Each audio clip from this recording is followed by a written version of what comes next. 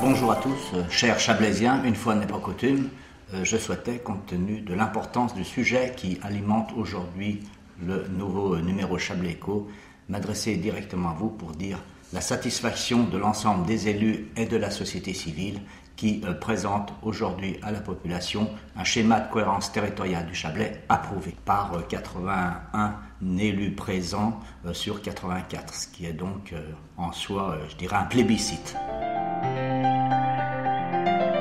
Ce document, pour les moins initiés, traite de toutes les problématiques qui intéressent la vie au quotidien de chaque Chablaisien, c'est-à-dire la mobilité, le logement, l'habitat, le développement économique, l'environnement.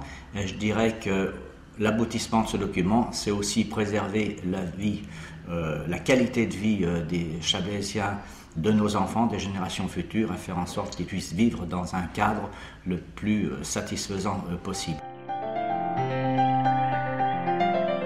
Derrière tout ça, c'est effectivement aussi la gestion des espaces, lutter contre l'étalement urbain, faire en sorte de préserver notre environnement encore très vert dans le Chablais, sachant que aussi, d'un point de vue économique, le tourisme est quand même la première ressource pour notre territoire et qu'il faut bien sûr faire en sorte que ce tourisme vert, ce tourisme blanc, ce tourisme lacustre, le tourisme orienté autour des activités de la neige soit bien sûr préservé et développé pour le futur. Mon prédécesseur Bernard Fichard a été à l'origine, a été l'initiateur avec ses collègues du moment pour lancer ce travail de fond. Et je crois qu'il serait à même de retracer un peu la genèse qui nous a conduit aujourd'hui à l'aboutissement de ce document. Ça a démarré, je dirais, en 2001 dans mon cerveau, suite à la loi SRU, l'application de la loi SRU. Nous avions eu des réunions à Thonon qui me laissaient supposer qu'on pouvait mettre en place peut-être assez rapidement un schéma de cohérence territoriale sur le Chablais. J'en ai parlé au préfet à l'époque, qui était tout à fait disposé à nous aider à ce que le Chablais se dote d'un schéma de cohérence territoriale. Ce qui s'est passé par la suite, c'est que nous avions dans le même temps initié à Chablais Léman Développement la mise en place d'un contrat de développement avec la région Rhône-Alpes. Pour ce faire, il fallait que nous mettions en place un syndicat à vocation multiple ou à vocation unique.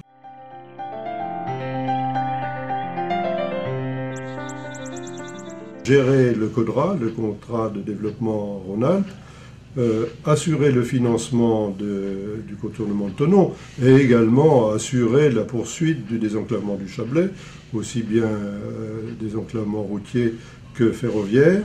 Et donc, pour moi, c'était l'élément principal, le schéma de cohérence territoriale. Ce qui était l'assurance qu'on allait pouvoir planifier l'organisation de notre territoire, des montagnes jusqu'au bord du lac et d'est en ouest.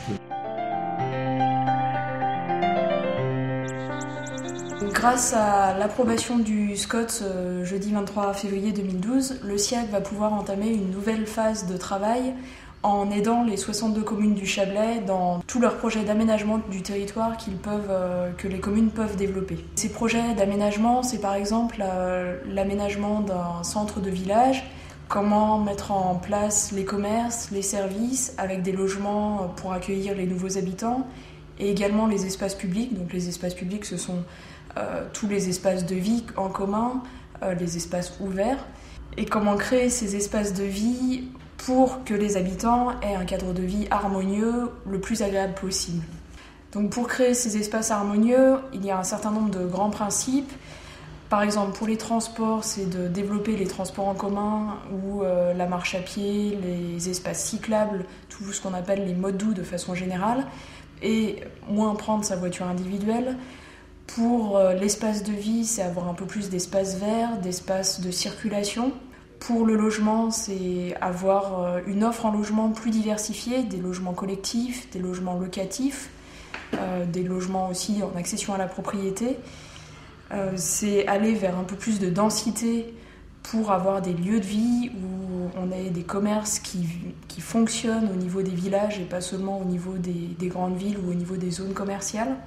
C'est cet ensemble de principes qui permet de développer des lieux de vie et un cadre de vie général pour les Chablaisiens.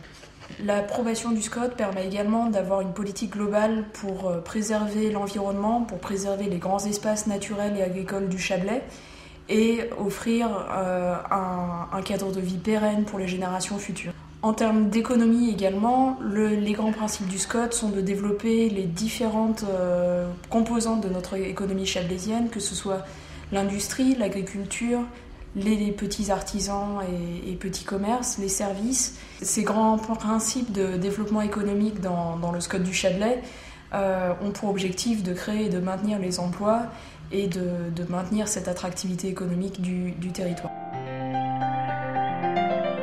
Concrètement, le SIAC est maintenant à disposition des communes, des 62 communes et des intercommunalités du Chablais pour les aider dans la mise en œuvre des différents projets. Un certain nombre d'outils sont développés, donc ce qu'on appelle un observatoire, ce sont des données statistiques, cartographiques, photographiques qui sont au service des collectivités. Et puis également d'autres outils assez particuliers comme la charte architecturale et paysagère du Chablais qui est en cours d'élaboration, qui a pour objectif de donner des grandes lignes architecturales pour les habitants et pour les collectivités.